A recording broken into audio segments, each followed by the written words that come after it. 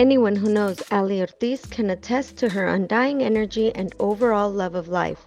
A truly contagious trait, Alei's energy rubs off on those surrounding her, as she is an inspiration to not just want to do it all, but to actually get it all done. She carries the Paso horse in her blood due to her outstanding involvement in the breed. From training to breeding to judging to administering a regional association, Alei is continuously immersed in the promotion and education of the Paso Fino breed in the United States.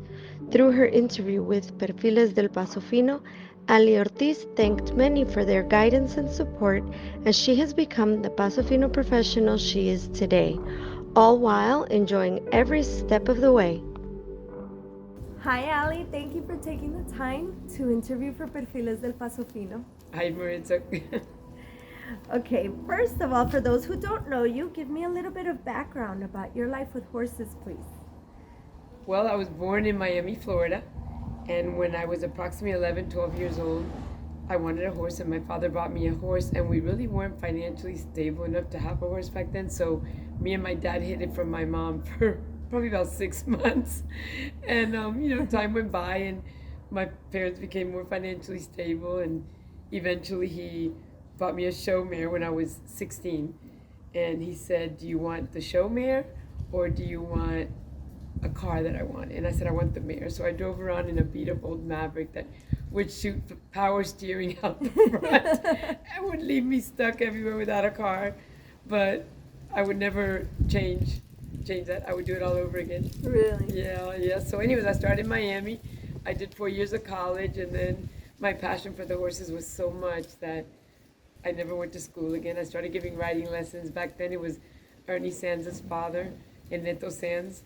And down in Miami, I started giving riding lessons there when I was about 18 years old. So you started showing since you were Young. 16? Yeah, younger than that. I started showing when I was about 13. Mm-hmm. Yeah, 13 years old. Wow. So then after giving the riding lessons, how did you move from there to becoming a professional trainer? Ritz, I realized I wanted to be a trainer a few years after I started giving riding lessons. It was just my passion, and I just didn't want to continue going to school. All I wanted to do was be with horses. And I started training down in Miami, and then I got married to Juan Carlos Hiriarte when I was 22. And I moved to North Carolina, and over there that's all we did, was train professionally for clients, and I just spent the rest of my life training horses. In 1995, one of my clients, while I was training horses in North Carolina, decided they wanted a big name stallion. And I actually met Edgar because his brother Jairo owned Nevado, Profeta's sire. And that deal took months and months to put together, and I had to call Edgar with a million questions a lot of times. He says I just look for excuses to call him, and just how many mares did the horse breed this year, how many did he breed that year. And that's how me and Edgar got together. And eventually in 1996, I came to Florida with Edgar, and I was very scared. It was a little intimidating to me because I was doing really well in North Carolina, and I felt like I was coming to Ocala, Florida, where all the top male trainers were. And it actually scared me a little bit, and I thought, wow, what if I don't make it over there? What if I can't survive doing what I do? A girl in not only a man's world, in a world where all the top trainers were here. So it was a little intimidating for me at first, but life went on, and everything worked out wonderful.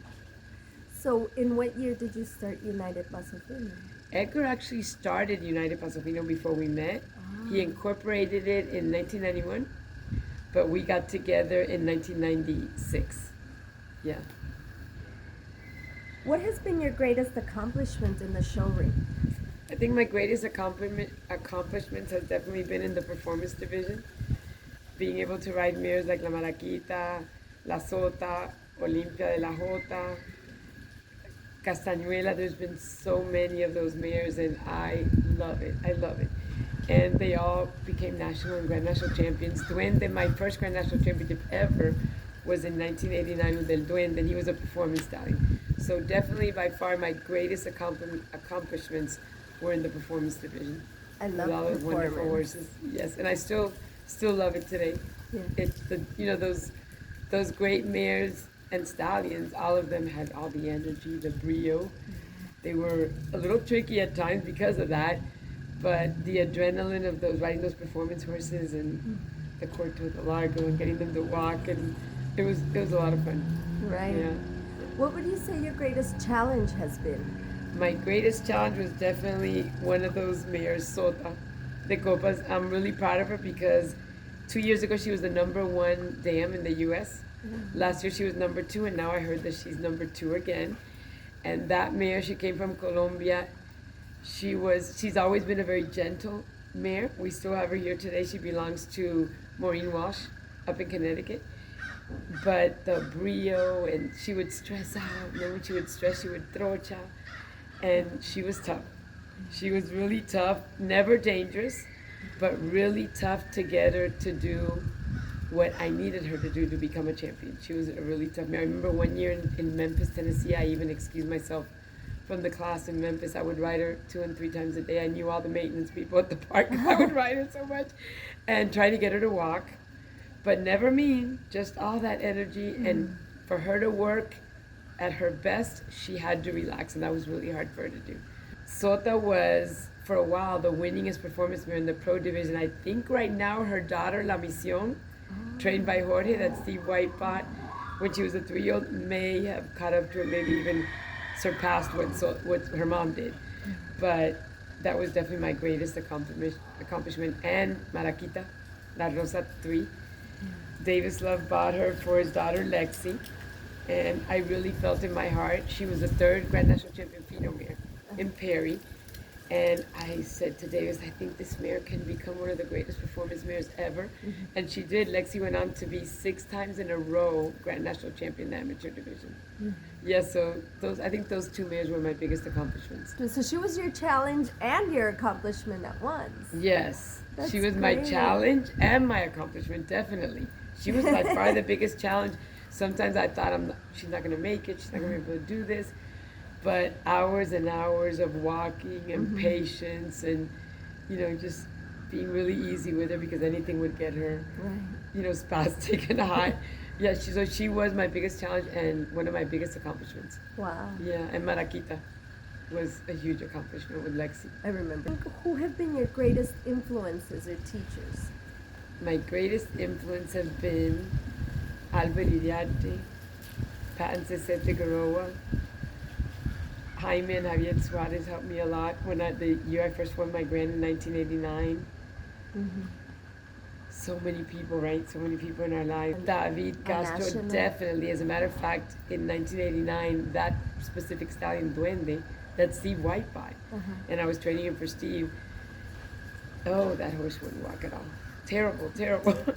And David helped me so much, told me how to work them, and I went home to North Carolina after a show in Alabama. He helped me with them a lot. And I went home to North Carolina and followed all his instructions for a couple of months. And Jaime Suarez, Javier Suarez also helped me. But yes, definitely David, Alvaro, Pan Cese, Carmen Cepero is the one that actually taught me how to ride when I was showing in equitation as a young girl. And then Edgar. Yeah. Edgar, yes. He's been with me every step of the way. Yeah, when I met Edgar, I remember I used to burn my horses out. Like the day before the class, I would practice them a lot in the show arena, and he would say, Ali, if they don't spook at anything, don't burn them out in the ring. So they go in the ring happy and all that. And that I followed to a T with Maraquita.